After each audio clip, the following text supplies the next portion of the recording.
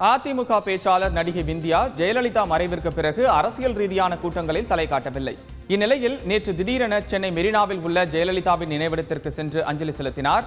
பின்னர் செய்தியாளர்களிடம் பேசிய நடிகை விந்தியா, வருடந்தோறும் ஜெயலலிதாவிற்கு தங்களது தோட்டத்து மாம்பழம் கொடுப்பது வழக்கம் என்றும் அதனால் மாம்பழங்களுடன் நினைவிடத்தில் வணங்கியதாகவும் கூறினார். அதிமுகவையும் அதன் சின்னமான இரட்டை இலையையும் காப்பாற்ற இரு அணிகளும் இணைய வேண்டும் என்று நடிகை விந்தியா விருப்பம் தெரிவித்தார். சென்னை சென்ட்ரலில் இருந்து அரக்கோணம் செல்லும் மின்சார விரைவு ரயில் திடீரென தடம் மாறி பயணித்தது. இரவு 7:25 மணிக்கு புறப்பட்ட ரயில் பேசின் பாலம் ரயில் நிலையம் அருகே திடீரென வழித்தடம் மாறியது. பின்னர் ரயில் நிறுத்தப்பட்டு பயணிகள் மாற்று ரயிலில் அனுப்பி வைக்கப்பட்டனர். கட்டுப்பாட்டு அறையிலிருந்து வந்த சிக்னலின் அடிப்படையிலேயே வழித்தடம் மாறி பயணித்ததாக கூறப்படுகிறது.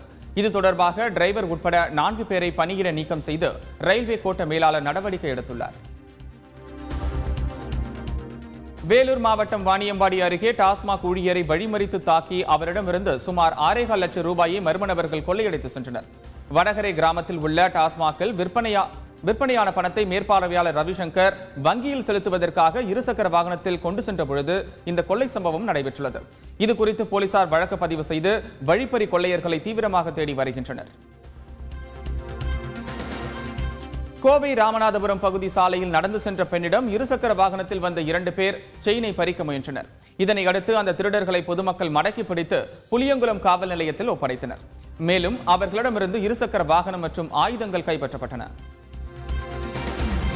விருதுநகர் மாவட்டம் அருப்புக்கோட்டை அருகே உள்ள மடத்துப்பள்ளி கிராமத்தில் வசிக்கும் மக்களுக்கு தொடர்ந்து வாந்தி மற்றும் வயிற்றுப்போக்கு பிரச்சனை ஏற்பட்டுள்ளது.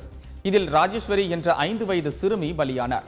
இது தொடர்பாக தகவல் அறிந்த சுகாதாரத்துறை இணை இயக்குநர் தலைமையிலான மருத்துவக் குழுவினர் அப்பகுதியில் முகாமிட்டு சிகிச்சை அளித்து வருகின்றனர்.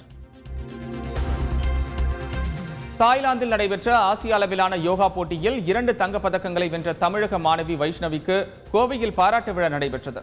கோவை அடுத்த கனியூர் பகுதியில் தனியார் பள்ளியில் 10ஆம் வகுப்பு படிக்கும் வைஷ்ணவி கடந்த 13 மற்றும் 14ஆம் தேதிகளில் தாய்லாந்தில் நடைபெற்ற யோகா போட்டிகளில் 2 தங்கம் வென்று அசத்தினார். இதற்காக கோவையில் நடைபெற்ற பாராட்டு விழாவில் பல்வேறு ஆசனங்களை மாணவி வைஷ்ணவி செய்து காட்டினார்.